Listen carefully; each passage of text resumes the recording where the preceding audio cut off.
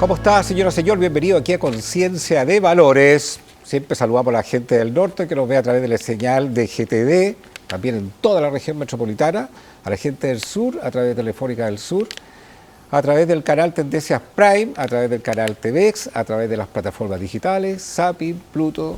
¿Y qué pasa si no tengo nada de eso? No se preocupe, tendenciastv.cl, ahí nos ve online.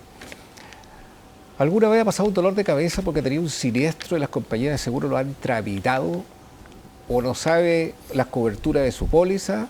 Hoy vamos a hablar de este tema, que ya lo habíamos tocado hace un mes atrás, esta es la segunda patita, y ahí puede usted debatir a través del WhatsApp que aparece en pantalla.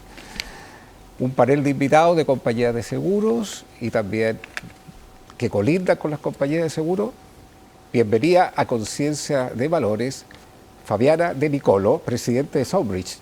Gracias por estar aquí con nosotros. Gracias por la invitación, un placer.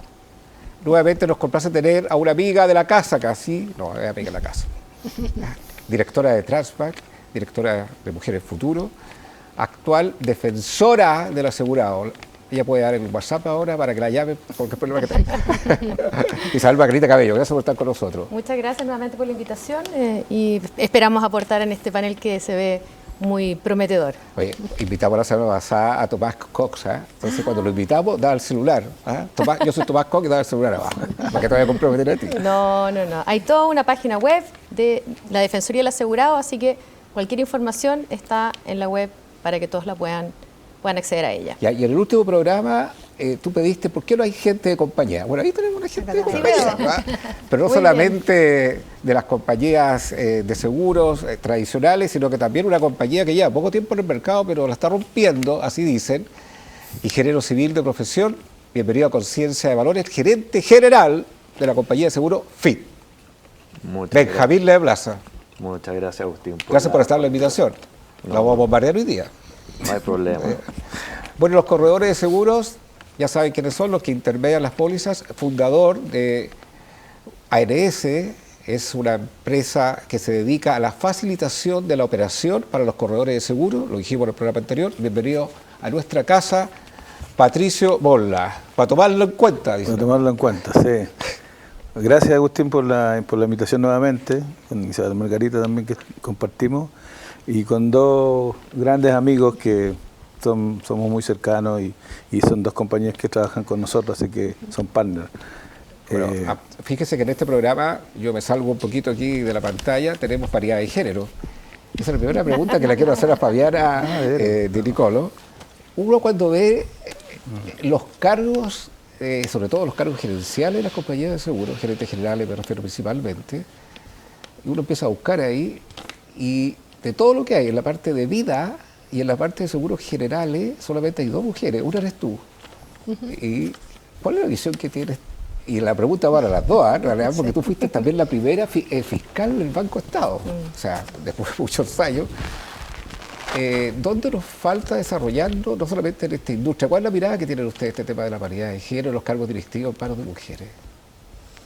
Bueno, desgraciadamente en nuestra industria estamos al debe. No solamente dos mujeres gerentes generales demuestra que realmente estamos atrasados y que hay muchas cosas por hacer. Al interior de la compañía, nosotros en el equipo directivo, en mis reportes directos ya somos 50% mujeres, 50% hombres, y además también tenemos no solamente diversidad de género, sino también de profesiones, de edades, de nacionalidades. Entonces creo que también, bueno, hay que impulsar el cambio, ¿no? Al interior de la compañía el 42% ya son mujeres, y la verdad es que muchas veces preguntan ¿para qué? ¿Por qué? Porque la diversidad trae mejor rentabilidad, menos rotación, mejor cultura, y eso está, bueno, nosotros somos un ejemplo muy claro de que los números desde que yo ingresé en la compañía han mejorado en la rentabilidad, en el crecimiento. Somos la compañía número 6 a nivel de primas en el mercado, 7 en utilidad, así que los resultados están a la vista, ¿no? Pero hay mucho por hacer, mucho por trabajar. Tenemos muchísimos programas de empoderamiento, Empower Her, una mirada también como primera compañía certificada ve en Chile y en Latinoamérica una mirada social también del seguro y de nuestra industria y lo que nosotros como compañía queremos hacer a nivel de productos y a nivel de, digamos, de marcar la diferencia, ¿no? En temas ambientales, llevamos la delantera en temas ESG. De hecho, nuestra memoria presentada a la CMF está muy adelantada en temas que recién son obligatorios para el año próximo, ¿no? Y justamente ahí se mide diversidad e inclusión, brecha salarial, digamos, muchos temas que tienen que ver con esta pregunta tuya, ¿no? ¿Qué estamos haciendo las compañías? En el caso tuyo, Isabel Margarita, ¿cómo lo ves tú eso? Y también la misma pregunta para ustedes dos, porque ustedes están del lado de acá. No solamente el tema paridad de género en cargos directivos, que ya es un tema, nos parece que todavía la brecha es muy grande, sino que también la brecha salarial. Y tú además perteneces a una organización, junto a tu socia Paula, que es Mujeres Futuro. Por tanto, tiene una visión bastante macro y también micro de este tema. Sí, un poco lo que hablábamos cuando estábamos por iniciar el programa, la importancia de que esto se vea a nivel transversal. Lo importante es incluir a todos y a todas en este cambio cultural, que es ayudar más a visibilizar el talento femenino. Fabián ha hecho una tremenda labor. En general, el mundo financiero tenemos que impulsar ahí un mayor desarrollo de esta variedad, pero yo creo que lo que más hay que incentivar es visibilizar los talentos y apoyar, en este caso yo creo que a las mujeres, para que se atrevan, para que sepan que es posible. Creo que es muy importante cuando uno ve un referente, cuando se da cuenta que se puede llegar a cargos de liderazgo y a cargos de responsabilidad, pudiendo de alguna manera equilibrar los otros roles que tenemos como mujeres. Y ahí es donde estamos trabajando. Hay muchas hoy día instancias de desarrollo, distintas instituciones que lo que buscan es fortalecer el talento femenino. Como tú decías, junto a mis socios tenemos Mujeres del Futuro, que buscamos a través de los pilares de tecnología, productividad y bienestar, fortalecer a las mujeres para que se atrevan a tomar decisiones, para que se atrevan también a tomar estos cargos de liderazgo. Y yo creo que lo importante en el tema de la brecha salarial es poder transparentar. Es difícil poner esto a nivel, ¿no es cierto?, de los grandes, de las empresas y a nivel de los liderazgos, pero yo creo que es muy importante buscar que lo que se premie sea los resultados, sea el trabajo bien hecho, sea el talento, y eso es parte de las culturas de las empresas. Y yo creo que ahí es donde hay que trabajar a nivel desde las bases hasta cuando va subiendo la pirámide. Lo importante que es poder transparentar, y yo creo que la diversidad que dice es muy importante. La diversidad no solamente de hombres y mujeres, sino que el origen, acá en Chile mucho de regiones, los colegios públicos, privados, la gente que viene, ¿no es cierto?, de países extranjeros. Todo eso te entrega, ¿no es cierto?, una riqueza que al final se traduce en que hay mejores resultados, porque obtiene la gente efectivamente un mayor bienestar y puede entregar lo mejor de sí. Yo creo que falta todavía en las empresas por trabajar el tema de la paridad y sobre todo el tema de la diversidad en toda su forma. Le pregunto aquí a los ejecutivos hombres, en tu compañía, cuando hago esta misma pregunta, ¿cuánto está la paridad en los cargos gerenciales? ¿Cuál es la mirada que tienes tú de este tema? Mira, yo creo que este es un tema que ha ido evolucionando fuertemente en general en todas las empresas. Hace, no sé, unos años atrás, yo me acuerdo de mi papá, digamos, que era también ejecutivo. En esa época era impensable, las mujeres eran secretarias, digamos. Hoy día el panorama es totalmente distinto. Y nosotros, como somos una compañía que lleva poco tiempo en el mercado, somos una compañía que estamos este es nuestro 5º año, hemos tenido que ir formándonos en base a, primero, mucha gente joven. O sea, para nosotros ha sido fundamental, porque encontrar, para una empresa que está recién partiendo, encontrar profesionales que quieran irse a una compañía que es absolutamente nueva, o sea, que apuesten tan fuerte, es súper difícil. Entonces, hemos formado mucha gente joven. Incluso hoy día tenemos más o menos 35 personas que partieron como estudiantes en práctica y que después se fueron quedando en la compañía. Y eso nos llena de orgullo, porque de alguna manera también estamos como aportando personas profesionales, ¿no es cierto?, al mercado asegurador, que de otra manera quizá se habrían terminado en cualquier otra industria. En cuanto a los temas a los demás temas de paridad, nosotros también tenemos muchísimo, por ejemplo, de diversidad, perdón, tenemos muchísimo extranjero. De hecho, estamos topados. Hoy día hay un límite de un 15%. Sí, nosotros y nosotros estamos topados, no podemos contratar más personas extranjeras. ¿En paridad de género y brecha salarial? En tema de paridad de género, hoy día nosotros tenemos más o menos un 46% de personas que son mujeres. No existe a nivel de los mismos cargos, nosotros el modelo que tenemos para determinar las rentas no entra la variable género, por lo tanto en el fondo es el mismo, es en base básicamente a las competencias que tiene la persona, a las calificaciones, la educación, etcétera, digamos, pero no es una variable para determinar, oye, tú eres mujer, por lo tanto vas a ganar menos. No es un tema a nivel de cargo. Siempre tú tienes a nosotros sí nos queda por poder ir generando, ¿no es cierto?, a nivel de las responsabilidades, digamos, más arriba de la organización.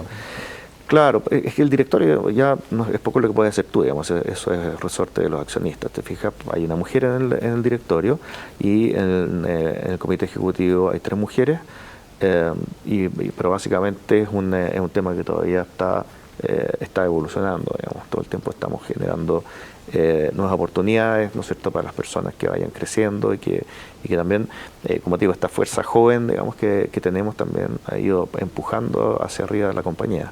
Y eso también es, como decía Fabián, es súper enriquecedor porque la gente joven, cuando están partiendo, muchas veces tienen poca capacitación, por un lado, pero tienen un empuje que es impresionante.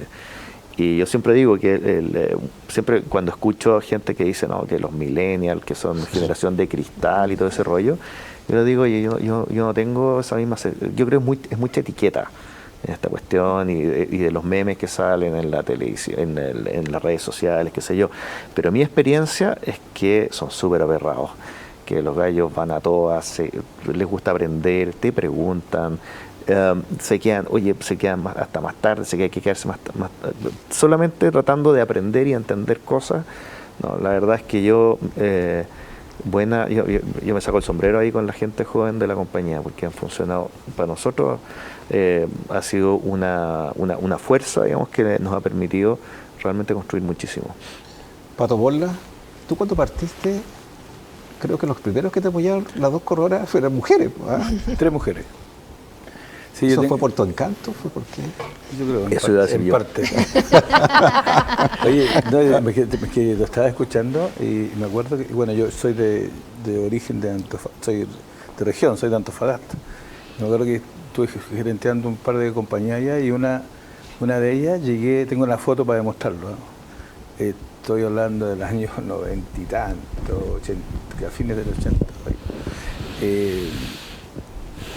Y tenía casi puras mujeres trabajando conmigo. Solamente el auxiliar, que le llamábamos antes, el auxiliar era hombre. Y acá en ANS ya somos cerca de 90 personas más o menos. Yo creo que el 50, 45, porque estamos llegando casi al 50% de mujeres. Es como FIT. Sin embargo, a nivel de corredores, que también estamos llegando casi a 1000 corredores ya que son parte de ANS, en los comienzos, fíjate, había, no porque aquí era al revés, era por adhesión, te digo, a este proyecto, habían pocas mujeres corredoras. Y hoy día se está dando un poco vuelta el tema porque era un problema, por ejemplo, cuando en la noche hacíamos alguna fiesta, etcétera, las mujeres se las peleaban porque había muy pocas. Sin embargo, ahora estamos llegando a un nivel bastante, ¿cómo te puedo decir yo?, exitoso en la labor de la mujer, porque consideramos, y quiero aquí dar un ejemplo, nosotros tenemos una ejecutiva comercial, esto que se entiende con los corredores, etcétera, muy camiseteada con la ANS, sigue amando a la ANS, como dice ella, pero ella quiso emprender porque se inspiró en el emprendimiento nuestro. Y hoy día es una empresaria que ya le da trabajo a 6 personas y partió hace menos de un año. Entonces, ella lo tomó como un ejemplo entonces, en ese sentido yo, no es que sea soy medio fanático de las mujeres en el sentido de que son muy aperradas, la verdad. O sea, digamos las cosas como son. Oye, yo los quiero meter, ya sacando este tema que es macro, en temas que son micro, donde existen conflictos con, quizás por el desconocimiento de los asegurados, también por la falta de cómo las compañías de repente venden unas coberturas, unas pólizas. Y al venir a este programa, mucha gente me hizo varias preguntas respecto a algunas cosas que yo creo que sería interesante conocer la visión de una compañía de seguro, la visión también de la Defensoría del Asegurado, incluyendo corredores. Y quiero que vean la siguiente imagen, lo voy a pedir al director que muestre una imagen, que ha sido bastante polémica en este tiempo, con relación a las coberturas. Mira, Wow. este siniestro que está acá, no hablemos de siniestro, pero sí, es un siniestro. Pero Gracias.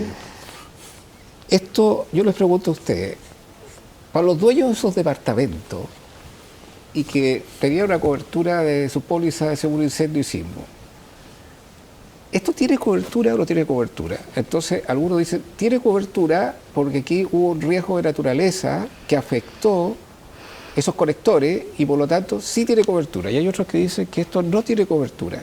Entonces, pregunta para todos los que están aquí en el panel.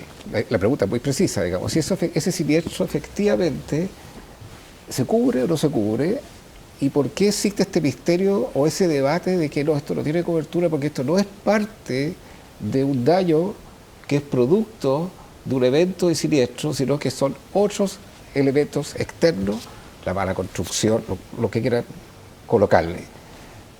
Entonces, a juicio de usted y después la Defensoría del Abogado, porque quiero saber, ¿ese siniestro tiene o no tiene cobertura? Para empezar por eso. ¿Soy yo la primera? A ver, primero nuestro mercado se maneja con liquidadores expertos y son ellos los que tienen que definir cuáles son las causales del siniestro, ¿no? Si me preguntás a mí, una persona que adquirió un crédito hipotecario, que adquirió, digamos, y estuvo pagando una prima, alguna cobertura de alguno de los actores va a tener que tener. Eso es clave. Uno paga una prima para tener un resarcimiento en caso de un siniestro. Y esto es un fenómeno de la naturaleza. Lo que hay que determinar es qué causó, es decir, ese socavón no se sabe si fue por la naturaleza en sí o por la mala construcción o el agua o la compañía, digamos, no hizo las obras que tendría que haber hecho para que el agua drenara, etcétera, etcétera. Eso lo tiene que definir un perito. Y eso después, bueno, los distintos actores van actuando uno contra otro, pero en principio si hay alguien que pagó por una cobertura y tiene al cliente final, alguien lo va a tener que indemnizar, ¿no? Sea quien sea el culpable del siniestro. Claro, después será si es el banco, si es el Estado, si es la municipalidad, si es la compañía de agua que no hizo la obra que tenía que hacer. Si en algún punto esto después van repitiendo uno contra otros y alguien va a terminar pagando. No, yo lo coloco en el ámbito de seguro, no quiero colocar a otra entidad responsable de ese tema, que seguramente lo hay.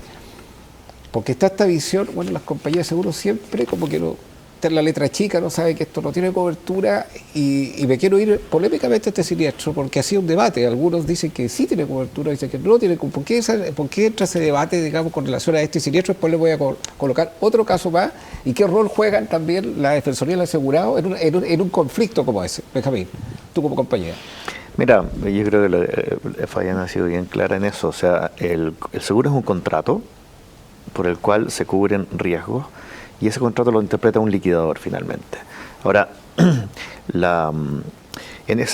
además hay un segundo tema, que no solamente, ahí uno dice, oye, el seguro de riesgo de la naturaleza y el seguro de incendio que protege los departamentos, pero si te fijas ahí hay un montón de seguros además involucrados.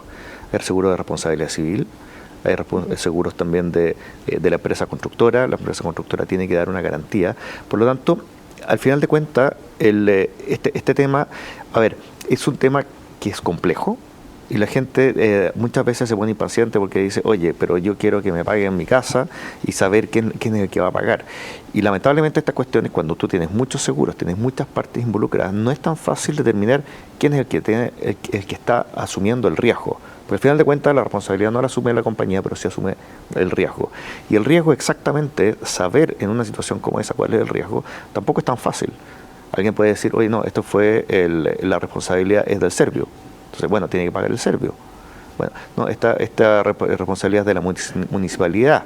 Bueno, es la municipalidad la que tiene que pagar. Después otro puede decir, oye, no, es que hubo otro que se conectó a los colectores en forma irregular. Tiene que pagar ese. Entonces, tú empiezas a ver, claro. Pero te interrumpo, yo tuve una póliza de seguro para no estar en esa pelea ni con la municipalidad, ni con el serbio, ni con el Estado de Chile. O sea, yo creo que nadie quiere estar en esa pelea porque piensa que es una pelea que no. Primero, no tengo abogado para esa pelea. Segundo, yo contraté una póliza que pensaba que me iba a ocurrir un riesgo como ese.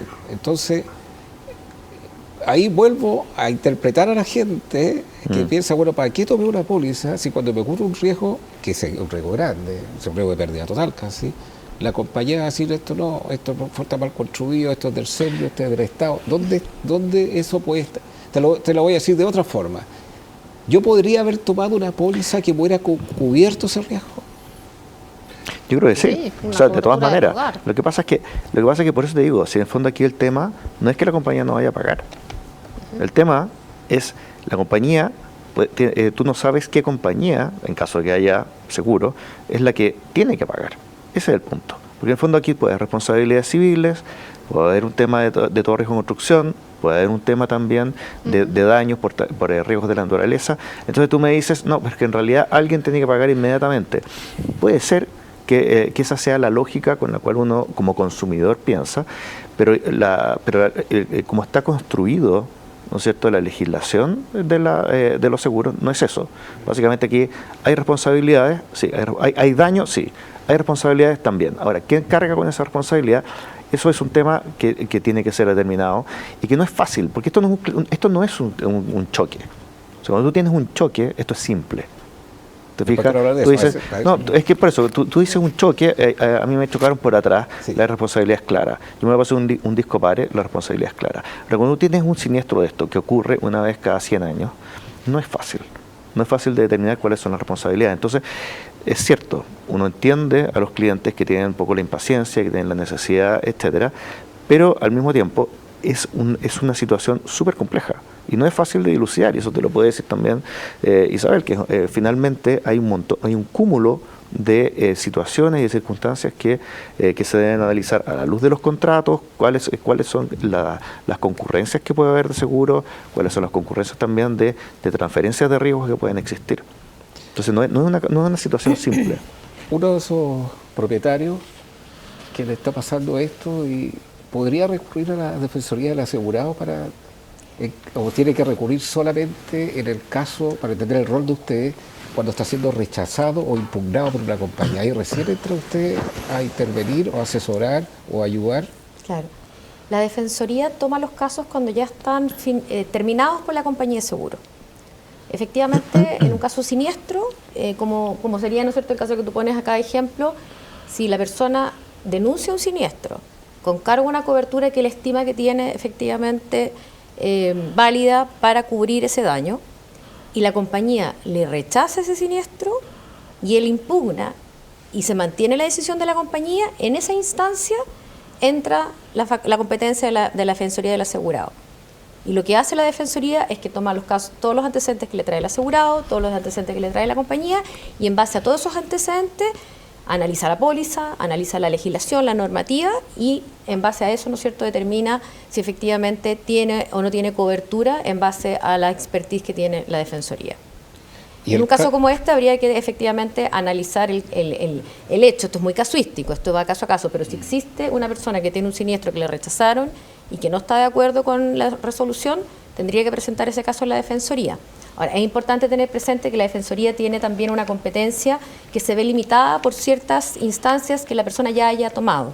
Si ya fue al regulador, que es la CMF, la Comisión de Mercado Financiero, o entabló algún juicio o solicitó, ahí lamentablemente nosotros perdemos competencia. Pero son intervenientes ustedes. Ahí ya no podemos nosotros conocer el caso. Somos como la primera instancia como para resolver una situación que tenga dificultades un asegurado con una compañía.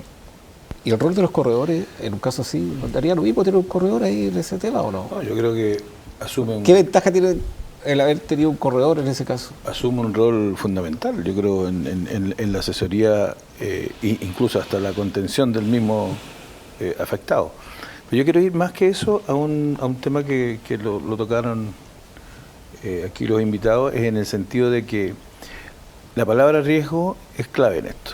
O sea, tú aseguras un auto, una casa, todo, bajo ciertos riesgos nominados, ¿no es cierto? No existe muy poco el todo riesgo, cualquiera sea la causa.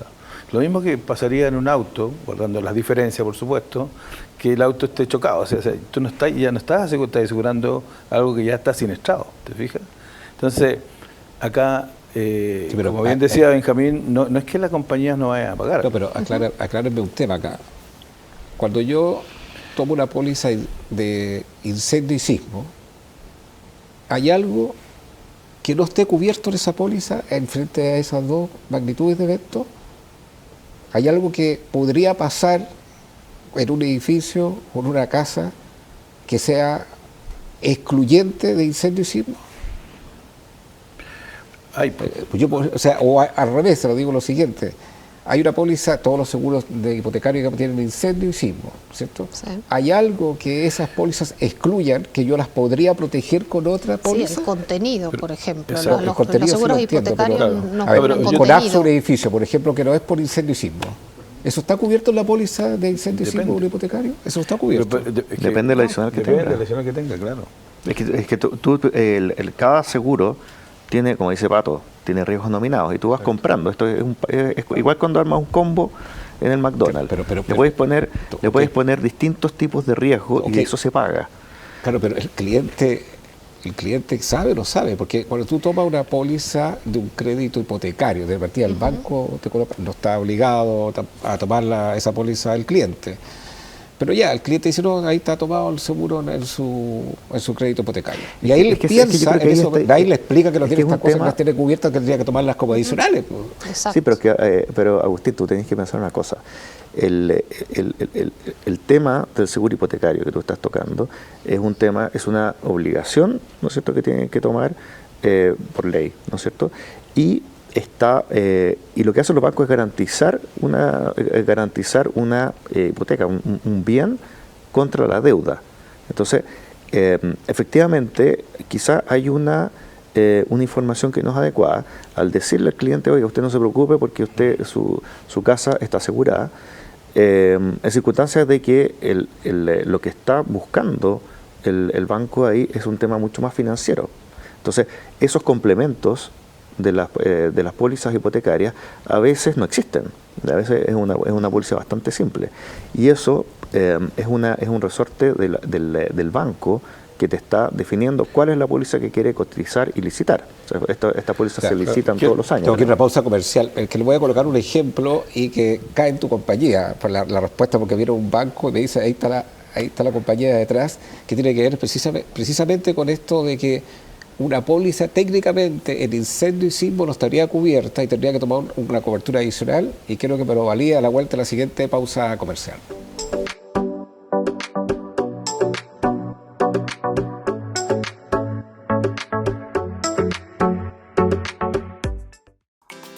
¿Las deudas te tienen sobrepasado? ¿Cansado de cobros abusivos? ¿Sabías que te puedes declarar en quiebra? Sí, en quiebra como persona natural. Hoy no solo las empresas pueden quebrar, tú también puedes.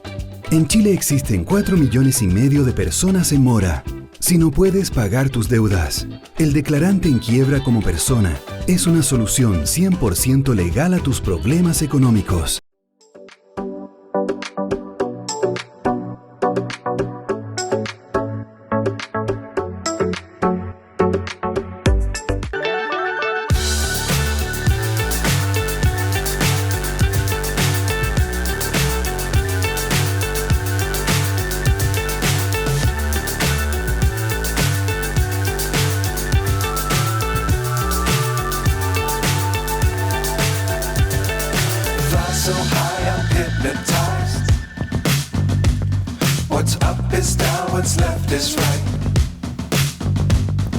Chasing stars and holding you. Can't see the end, but we'll see it through.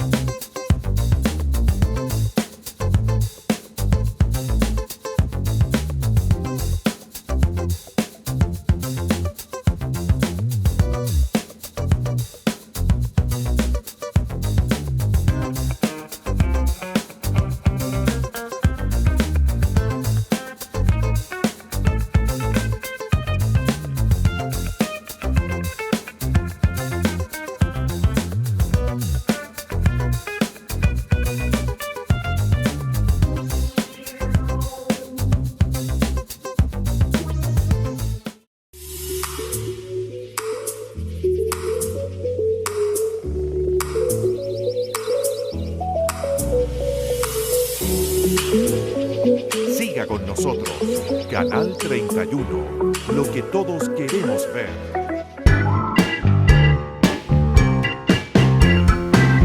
Sigue debatiendo ahí, lo que pasa es que aparece en pantalla. Fabiana, te coloco el caso. Esta es una persona bastante aprensiva, a mi juicio, que tiene un edificio de oficina. Este es el caso bien específico. Y ese edificio de oficina está asegurado en una compañía por la parte hipotecaria. Mi querida Isabel Margarita, usted que viene ahí del mundo de la banca, en un crédito hipotecario que tiene la cobertura de sismo y de incendio más todos los adicionales. Entonces él pregunta y dice, ¿hay algo en esta póliza que yo no tenga cobertura?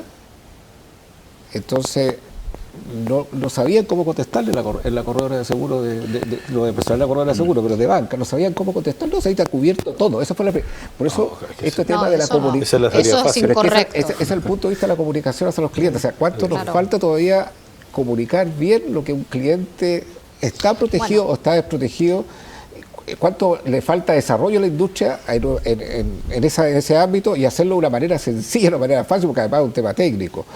Y le volví a hacer la pregunta si está cubierto todo, fue la primera pregunta. Después se fue, insistió, usted me lo puede mandar por escrito, y después le dijeron que no, o sea, efectivamente que había riesgo que no estaban cubiertos, y dijeron que para eso tiene que tomar una póliza de todo riesgo. ¿Usted me lo puede aclarar ese punto a este señor que entre paréntesis generó un debate entre varios los que estaban ahí? No, pues si el otro le decía también a algunos corredores, colegas, no, si no han cubierto todo, ¿para qué tiene que pasar una póliza adicional? No, en realidad las carteras hipotecarias se realizan por licitaciones públicas donde el banco es el que establece las mínimas coberturas, porque como decía Benjamín, el banco protege el riesgo que está asegurando y la deuda, ¿no? Entonces las coberturas son mínimas, que son las de incendio, sismo, cristales. Algunas bancas, algunas carteras hipotecarias cubren cristales, temas de cañerías, pero nada, rotura de cañerías, nada más.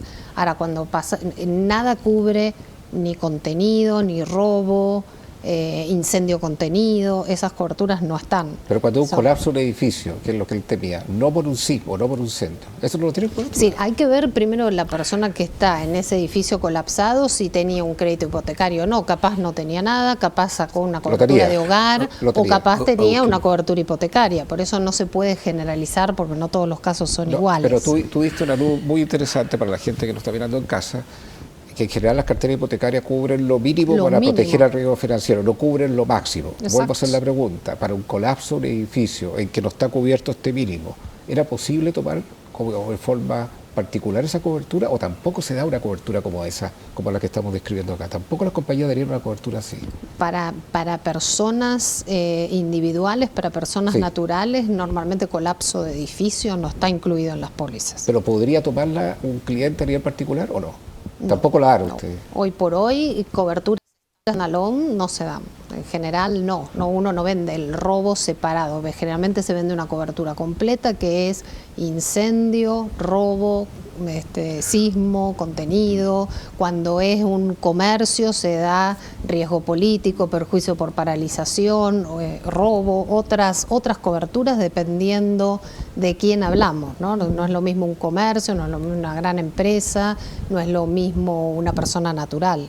cada uno. Por eso es tan importante aquí el rol del corredor, que es el asesor, que es sentarse con la persona, revisar las sumas aseguradas, que no haya infraseguro, asesorar a la persona de acuerdo a cuál es su actividad, qué va a necesitar, qué cobertura, qué riesgo tiene que cubrir. Justamente estas pólizas tratan de cubrir al banco, la deuda, no al asegurado o al bien del asegurado, ¿no? Sí, ahí yo creo que hay que hacer una distinción, porque efectivamente hoy día las carteras hipotecarias tienen una cobertura mínima que todos los bancos tienen que cumplir y que tienen que licitar. En general está pensado para el riesgo del inmueble individual que las carteras hipotecarias quieren proteger, porque obviamente lo que les interesa es la conservación del bien para que la persona lo tenga y pueda usarlo y efectivamente pueda generar, ¿no es cierto?, el pago del dividendo que genera obviamente todas las otras obligaciones que están asociadas, ¿no es cierto?, a los seguros, tanto de incendios, sismos como los de desgravamen. El caso concreto que tú planteas de colapso de edificio, y esto ya como abogado que entiende el tema seguro, yo lo veo más como el tema de la asesoría a los administradores de los edificios, que lo que buscan es siempre tener asegurado los lugares comunes, todo lo que es el riesgo que está más allá de lo que cubren las carteras hipotecarias, que está relacionado con el riesgo que puede tener el edificio producto de distintas situaciones que puedan afectar a la comunidad. Yo creo que ahí hay una labor importante que deberían tener los corredores, que puedan informar y puedan, junto con el administrador del edificio, con los que están, ¿no es cierto?, con el presidente de copropiedad, que está a cargo, ¿no es cierto?, de todo lo que es la administración, ir viendo en cada uno de estos edificios si efectivamente los riesgos que podrían ocurrir están amparados por la póliza que tienen o tienen que incorporar, ¿no es cierto?, nuevas coberturas. Y ahí, bueno, es el mercado el que tiene que ver si efectivamente en este tipo de riesgo, siendo una comunidad de un edificio la que pide la cobertura, si efectivamente la pueden otorgar. Los colapsos, en general, no recuerdo y no quiero mentir, no tengo en mi cabeza esa cobertura como obligatoria para las carteras hipotecarias. Yo creo que hay que revisar bien.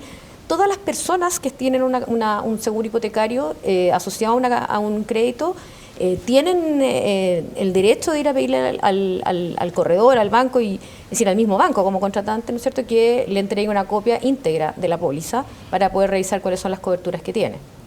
Pero yo veo este riesgo que tú planteas específicamente más como asociado al que está a cargo de la administración y los copropietarios de los edificios, porque es un riesgo que afecta a toda la comunidad, no solamente a un departamento dentro de un edificio. Lo coloco consulta porque son muy simples. Tú decías delante, no, pero es que en el caso de un auto es muy fácil saber si no tiene cobertura.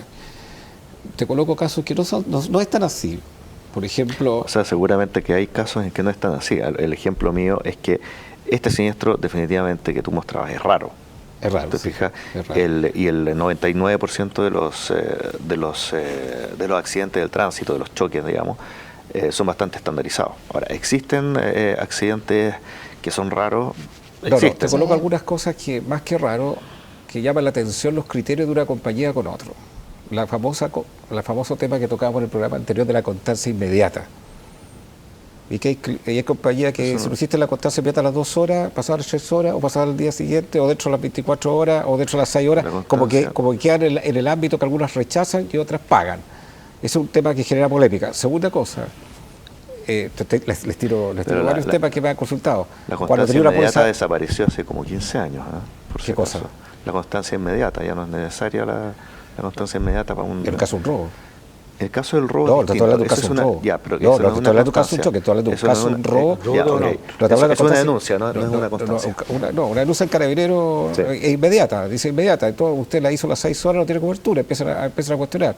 Dice la póliza, en algunas compañías 2 horas. Entonces, ¿por qué algunas 2 horas, otras 6 horas? Entonces ahí empieza este tema de que, perdóneme la palabra, empieza el abuso hacia la desprotección de las personas que están pagando por una póliza, en que pensaron que tenía que hacer la cobertura, yo la hice a las 6 horas y no la están pagando. Te coloco un caso. Segundo caso que lo coloco, cuando hay una pérdida total, te empiezan a pedir las copias de la segunda llave. No tengo la copia de la segunda llave y empieza el problema. Después si te piden los papeles, dice si la revisión técnica está vencida o no está vencida. Esos son. Si la revisión técnica no está vigente, ¿es causal de rechazo? No. No, o sea, en una póliza normal de seguro, las que están, yo nunca he visto que haya una causal de rechazo que no esté vigente la revisión técnica. O sea, no sé, yo llevo 20 años trabajando en esto y nunca lo he visto. ¿Pato, No te sé ha si tú pasado lo has eso? visto, Pato, pero No, revisión técnica yo tampoco lo he visto. ¿Y la constancia inmediata? La constancia ¿Es inmediata robo? es que es súper relativo eso. Es súper relativo porque depende cómo que la persona, o sea, está preocupada de mil cosas que en ese momento le suceden. Y yo creo que en general no molestan mucho por eso. Yo creo que hay más criterio hoy en día dependiendo del siniestro. No, pero les coloco cosas, es que me llaman la Pero es que atención. ¿Por qué piden eso? ¿Por qué piden eso al momento de pagar un robo el certificado de la revisión técnica vigente? Pero tú déjame- deberías saber si tú fuiste asegurador también. A ver, yo estoy interpretando a la gente que lo está mirando en casa y no me quiero colocar en el rol de una compañía de seguro. Pero déjame contestar, que no terminé de contestar. No, espérate, discúlpeme. Incluso en el caso de un robo, hay algunas que dicen que el caso que el vehículo se lo robaron en un supermercado, piden la boleta del supermercado. Eso, papi, ¿por qué piden la boleta del supermercado? ¿Qué condicionante tiene para el efecto del pago? Eso sale, honestamente, cuando Pero, te llega el Agustín, documento. yo creo que una de las cosas Ahora, que hay que perdóneme, distinguir- yo hago las preguntas a ustedes, Sí, no me interpelen a mí. O sea, yo Sí. lo que estoy haciendo es interpretar a mucha gente que dice, ¿por qué me piden la boleta del supermercado si me robaron el vehículo? ¿Qué tiene que ver que si yo fui al supermercado a comprar, no fui a comprar? Sí, a ver, yo creo que una de las cosas relevantes que uno tiene que entender es que lo más importante es que la situación, cómo ocurrieron los hechos, investigar es parte del proceso y de la lógica que tiene todo liquidación de siniestro. Cuando yo digo, bueno, me robaron en tal parte, bueno, tengo que acreditar que existió el robo, que efectivamente ocurrió.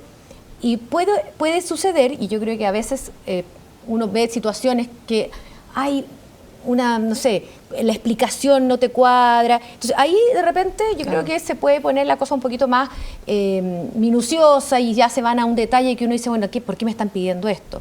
Y ahí es donde está el criterio y también donde en situaciones nos llegan a nosotros casos en la Defensoría en que uno dice aquí no se aplicó criterio y lo que tratamos de hacer es de llegar a una solución, ya sea sin necesidad de una resolución de la propia Defensoría, sino que con una conversación con la compañía.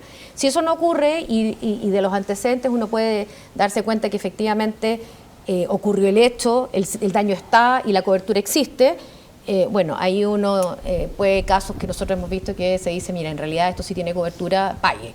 Ese es uno de los beneficios que tiene el que exista esta figura en el mundo de la industria de los seguros y la autorregulación, que además es algo que existe poco en Latinoamérica. Yo estuve hace poco en un congreso a Coldés, en Colombia, y la experiencia que tenían los colombianos, lo que tenían los mexicanos, los argentinos, es que no existía esta figura de autorregulación que existe en Chile, que existe en Perú también y que es muy parecida a la nuestra, en que efectivamente hay una resolución que es vinculante para la compañía cuando interviene la Defensoría del Asegurado.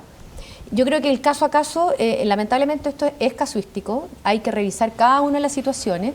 Y mi impresión es que cuando empieza a haber un poco de ripio en la explicación y en los antecedentes, ocurren estas situaciones que te empiezan a pedir cosas muy poco comunes. Y ahí es donde hay que aplicar criterio y decir, en realidad, hoy en día, y eso pasa mucho con los robos de vehículos, a la gente le roban el vehículo con la llave en la mano y ni siquiera te abren el auto. Tienen unas máquinas que ahora son capaces, ¿no es cierto?, efectivamente, de generar... De abrir los autos con una computadora. Entonces yo creo que ahí es donde hay que efectivamente poner un poco de criterio, ver efectivamente el contrato de seguro es un contrato de buena fe, es un contrato en que las partes parten de la base de que tanto el asegurador como el asegurado están actuando de manera honorable, ninguno quiere perjudicar al otro, y yo creo que esos son criterios que tenemos que tener presente cuando se hace el análisis de un caso. Nos encontramos con todo tipo de casos, yo creo que ahí es importante... y una de las cosas que nosotros siempre como Defensoría le decimos a las personas, denuncien lo más luego posible. Obviamente que ahí hay un tema de cuáles son las posibilidades reales que tiene la persona en la situación que está viviendo. Cuenten tal cual fueron los hechos. De repente hay gente que choca con una muralla y después cuenta otra historia porque da susto. Es decir, efectivamente en daños, si tú chocas con una muralla, el seguro te lo cubre de vehículo. Hay gente que te choca y te cuenta una historia que te dice, bueno, en realidad...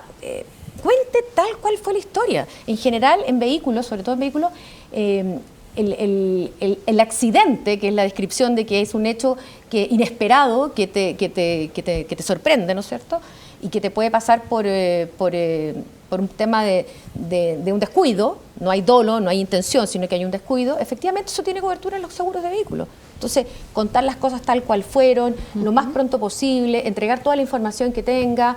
Eso es esencial cuando uno hace una investigación y cuando uno puede tomar una determinación. Y ahí la función que tienen los corredores son súper importantes cuando están intermediando, porque, y esto está en la norma, es decir, una de las funciones primordiales que tiene un corredor es asesorar a los asegurados, sobre todo en caso de un siniestro, porque ahí es donde más necesita el asegurado la asesoría de alguien que entienda, que comprenda los términos, que conozca lo que está pasando. Entonces también ahí hay un llamado a estar más presentes los corredores cuando ocurren esas cosas, lo cual es difícil en las carteras masivas. Y recordemos que también existe el fraude, ¿no? Entonces las compañías muchas veces, a ver, no es por justificar a nadie, necesitan comprobar los hechos, ¿no? Porque cuando a veces en los relatos las situaciones no son muy claras, a veces las denuncias de siniestros son muy tardes, entonces hay derechos y obligaciones de ambos lados, ¿no? Para ustedes dos, con relación a ese tema, ¿se comete mucho fraude en el seguro?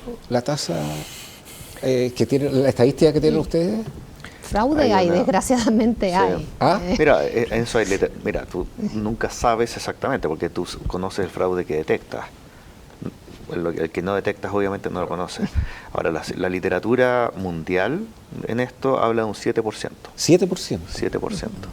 Y eso es importante también saberlo, porque en el fondo cada vez que una persona comete un fraude, lo que hace es perjudicar a todos los demás asegurados, porque en definitiva eso hace que las primas suban. Porque en el fondo hay que recordar que las compañías lo que hacen es administrar un fondo solidario, ¿no es cierto?, que paga a aquellos que sufren un siniestro. Pero es un fondo que se forma de buena fe, o sea, Isabel Margarita lo decía perfectamente, es parte de la buena fe y cada una de las personas que está contribuyendo con una fracción, ¿no es cierto?, de su patrimonio para poder proteger un patrimonio más grande, ¿no es cierto?, si ese fondo, el fondo empieza a decrecer, no alcanza para pagar todos los siniestros. Entonces, si hay una persona que de mala fe está abusando, o sea, tú estás sacando plata de ese fondo, lo que está haciendo también es perjudicando a todos los demás, porque de fondo todos los demás van a tener que ponerse con más plata para poder cubrir los siniestros. Entonces, el tema de muchas veces es como la otra cara de la moneda que nunca se ve en las investigaciones de fraude, que lo que está haciendo la compañía es, como es un administrador que tiene que hacer una buena gestión, ¿no es cierto?, de las reservas, que son este fondo para pagar indemnizaciones, como buen administrador tiene que cerciorarse de que ese siniestro realmente existe, porque de lo contrario, ¿no es cierto?, se está pagando contra una plata, ¿no es cierto?, que pertenece en la práctica a todos los asegurados que se vayan a siniestrar. No sabes cuáles son, digamos, pero eso yo creo que es súper importante como industria tener presente que lo que hablábamos de esto de que todos, partamos de la base de que todos están actuando bien. Y yo creo que ahí de buena fe. De buena fe. Sí. Y yo creo que ahí es súper importante que el servicio que se otorga por la industria a los asegurados siempre sea partiendo desde esa premisa. Porque a veces eso, en el caso nuestro como Defensoría, lo que nos pasa es que la gente viene más dolida por la atención que por el resultado final. Y ahí es donde yo creo que tenemos que tener mucho cuidado, tenemos que poner un esfuerzo adicional. ¿Quiénes están atendiendo a los asegurados? ¿Cómo los atienden? Yo creo que eso es relevante porque eso hace cambiar un poco la percepción. Para los especialistas, ¿no es cierto?, en atención cliente, entre los detractores y los promotores, ojalá todos los asegurados fueran promotores, pero para eso tienen que vivir una experiencia que se los permita. Yo creo que ahí es donde hay que trabajar porque la sensación a veces es que hay un trato, puede ser, en función de tratar de ser súper acuciosos en la investigación, que pierde de vista que los asegurados son clientes y que efectivamente están pagando por un servicio. Yo creo que ahí es algo que tenemos que tener harto cuidado para que no haya esa percepción de que en el fondo partan con la premisa de que soy un delincuente. Yo creo que eso es importante que veamos cómo lo podemos hacer. Es parte de la gestión que yo creo que tenemos que ir analizando. Los quiero colocar en otro tema que hoy día es muy sensible por el tema de la seguridad. ¿Cuánto hoy día las compañías ya han negado dar cobertura? ¿Cuánto tiempo tú tienes en Chile? 9 años. 9 años. Desde que llegaste, bueno, el ejemplo contigo, porque además tú vienes de Argentina, me imagino. Desde que llegaste hasta ahora, que estás en la compañía, ¿cuánto la compañía tuya se ha tenido que ir restringiendo en tomar cobertura, básicamente por temas de siniestro, por temas de exposición de riesgos mayores, y tiene que ver con el tema de la seguridad? O básicamente ustedes siempre no quitan cobertura, básicamente la regulan por la vía del precio, por la vía... Exactamente, no sé. Sí, y no solo nosotros nos reaseguramos también. Entonces muchas veces, por ejemplo, cuando fue el estallido social, la cobertura de riesgo político estaba incluida dentro del precio de toda la cobertura de property. Entonces eso luego se empezó a tarificar separado, ¿no? Pero no es que nosotros restringimos coberturas, es decir, normalmente las compañías tienen otras formas de tarificar, se reducen límites, incluyen deducibles, se incrementan las tasas. Nosotros vivimos en property, en la cobertura de propiedad, todo un incremento de tasas después del estallido social y la pandemia, que fue para todo el mercado, ¿no? Pero no es que hubo restricción. Nosotros no estamos en seguros de auto, pero sí tenemos robo en otras coberturas. Las plantas fotovoltaicas, por ejemplo, fue un caso donde sí hubo que restringir y sublimitar la cobertura de robo porque en algún momento hubo demasiado, ¿no? Entonces, eso es lo que pasa. Cuando hay abuso, ¿no? Las compañías van restringiendo su apetito de riesgo. Quedan 5 minutos de programa y te quiero dar la oportunidad a cada uno de ustedes, a propósito del debate que ha generado esto, va para casi un tercer programa.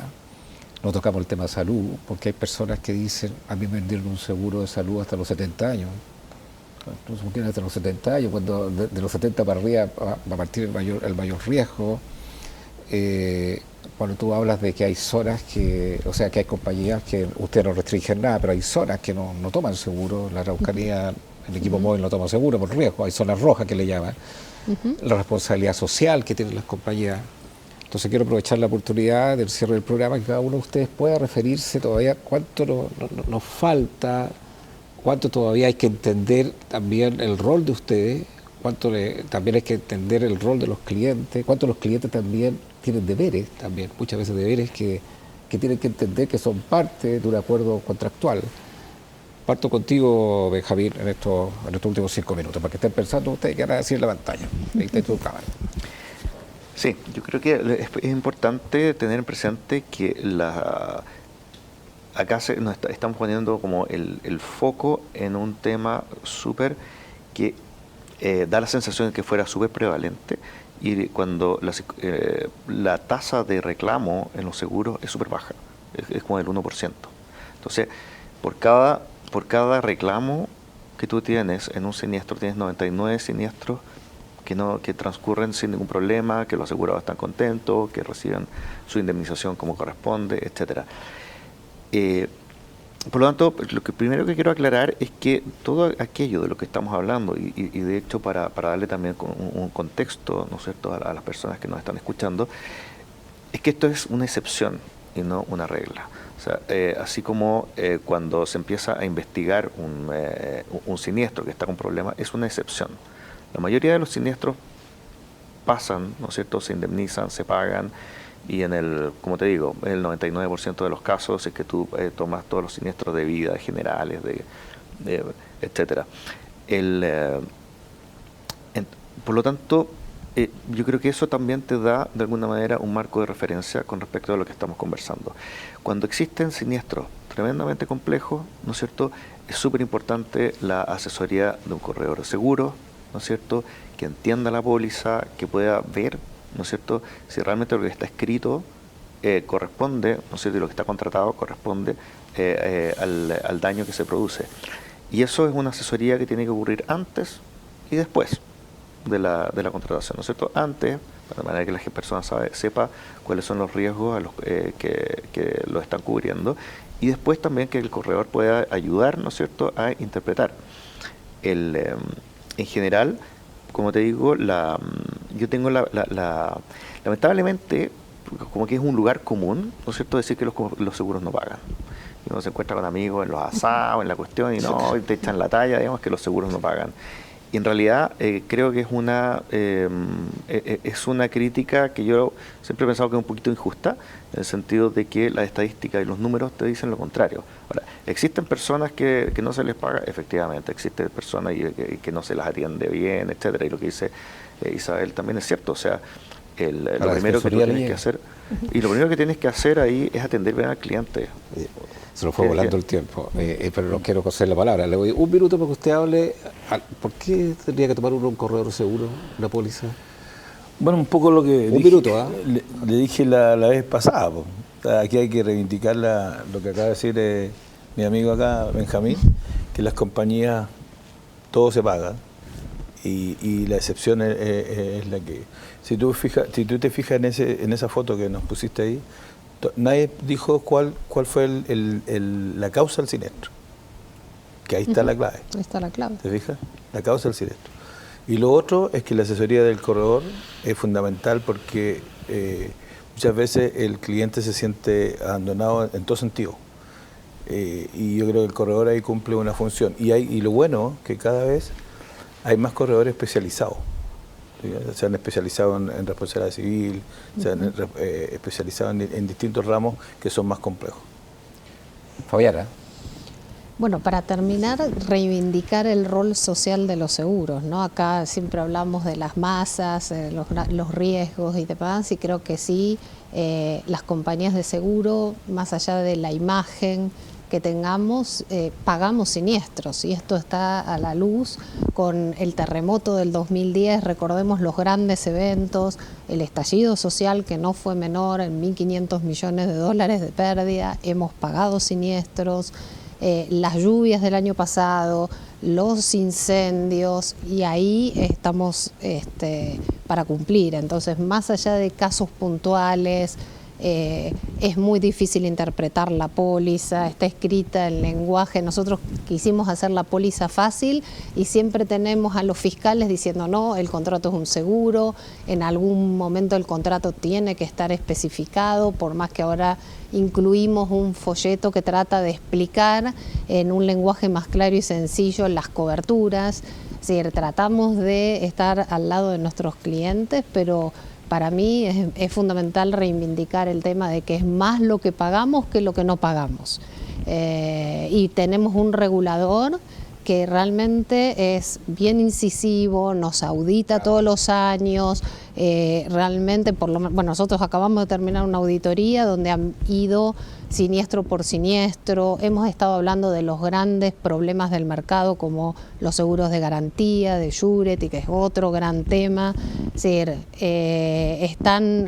sacan un ranking de autos, de cuánto las compañías tardan en arreglar los autos, donde el cliente podría definir si quiere el auto arreglado más rápido o una reposición, con qué compañía ir. Es decir, ha sido con todo bastante transparente también en su rol. Tenemos, como decía ella, el Consejo de Autorregulación.